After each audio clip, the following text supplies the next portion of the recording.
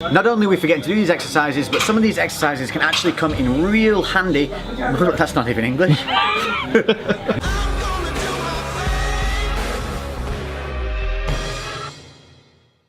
What's up guys, and today we're going to be taking a look at some of the top movements that we often forget to do.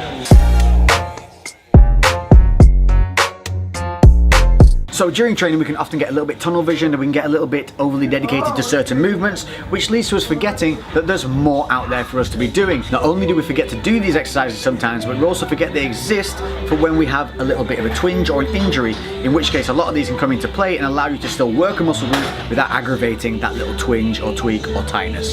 So first up, chest.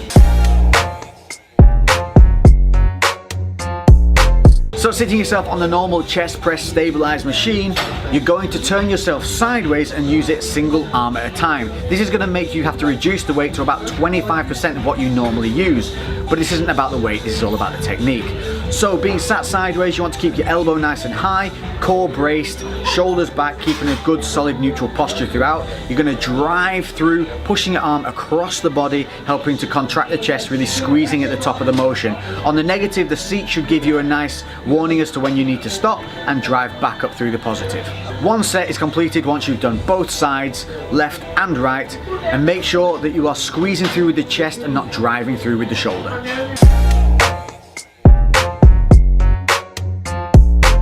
Deadlifts are a fantastic movement, but one that's often forgotten and neglected because we get so obsessed with deadlifting is a rack pull. This is really good for developing inner thickness in the back and also helping you with that upper portion of the deadlift. So for this, ideally you want a power rack. This can be done on a Smith machine, but if you have the free weight version, that is better. You're going to put the safety bars to a point just below your knees so that when you grab the bar, it's as if you're halfway through a deadlift motion. So starting with the load in your feet, you're going to drive through the hips and the heels and extend to a full upright position, squeezing the back, but not overextending and hyperextending the back. Remember, we want to keep that spine neutral. We want to squeeze with the glutes and then really squeeze with the back at the top part of the motion. Touching the bar down every single time and then going straight back up into each other rep, but keep it controlled and don't bounce the bar. Due to the range of motion on this exercise, it can be a real power movement when you get good at it. So look to start with a moderate weight, but as you get better, making sure that you maintain technique throughout, you should be able to get some serious weight on that bar. That's really going to help you deadlift in the long run, especially for that explosive top end where a lot of people tend to hinge. Taking a look at biceps, there's going to be two variations of this exercise, and that is an overhand grip curl. Starting with the dumbbells, this is done single arm at a time across the body. So we're not lifting out to the front, we're lifting across. This takes a little bit of practice to get used to, but you start with the dumbbells in a hammer grip by your sides and rotate them up and over as you come across the body. Make sure that you're keeping your scapula engaged, soft knees, braced core, and glutes engaged. We want a neutral spine here and we want balance within the body, so no swinging. The other variation to this movement is to use a barbell with an overhand grip.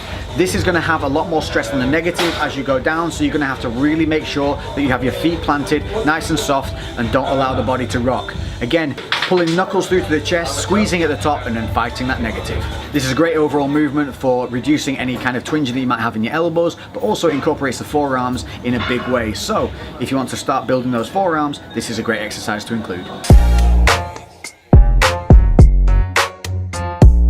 Onto triceps, and this is some cable variations that you might not have thought to use. The first one being single arm crossbodies with no handle on the cable. You're simply going to grip the ball on the cable itself. You're going to stand with your shoulder retracted using the scapula. The trick here is to not let the shoulder roll forward. Pulling across the body, you're going to extend the arm to full contraction, but you're going to keep a slight angle on the arm. So don't be tempted to swing through with the cable, which you'll see a lot of people doing. You want to keep that angle on the arm and squeeze down and through. This is going to keep tension. The angle on the arm we spoke about before, that's what we need to maintain. Keep the core braced. Sometimes placing the hand that you're not using on your hip can help balance the body if you find that you're twisting. Make sure that the scapula is engaged throughout, the body's kept in balance, symmetry from side to side, single arm at a time. One set is completed once you've done both arms. Looking for around about 10 to 12 reps on this exercise. If you can't get to grips with that exercise, some people do struggle with it. Here's a variation you can also use that's often forgotten about, and that is an underhand grip tricep extension using the straight bar. So setting your shoulders back and keeping your chest up, you're going to grip the straight bar with an an underhand grip.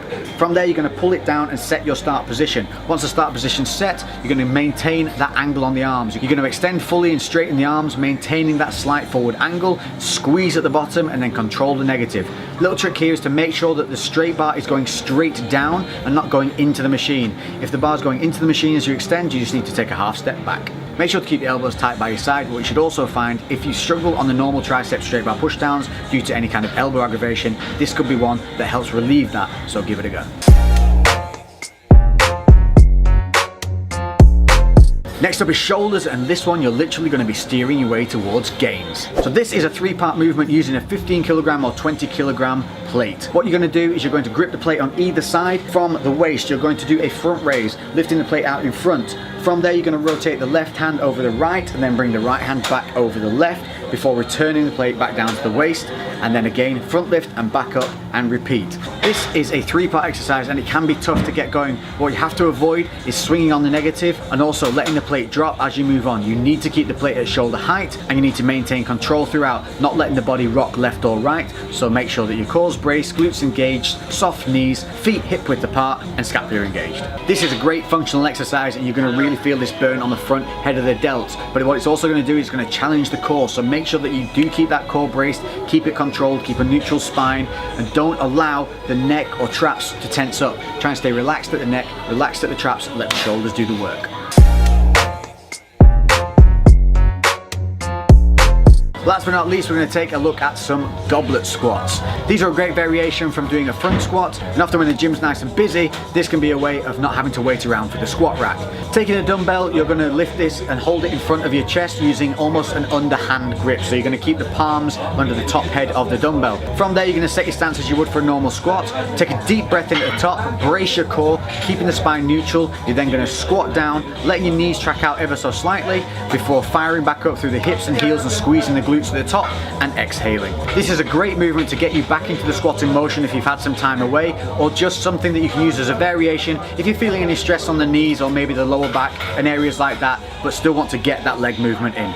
Goblet squats are tough, but also quite a light exercise. So there you have it, a ton of movements you might have forgotten about or never even heard of, but now you can go and take them and use them. Let me know what you think. Comment below with anything else that you would like to see as per usual. Make sure to hit that notification bell. I know it's a pain in the ass for me to keep asking these things, but there is an issue with the channel at the moment where you guys are not being notified of uploads, but if you hit that bell, it guarantees that you'll know once I've uploaded, and you don't miss out on any of the information that I'm going to be putting forward. A lot more videos like this coming your way. Give me some ideas in the comment section below for anything you'd like to see. I always read them all. If you see a question or a comment there that you know the answer to, make sure to help each other out. So until the next video, hope you've enjoyed this one. I'm Lex, we are out. I gotta live this life till you die.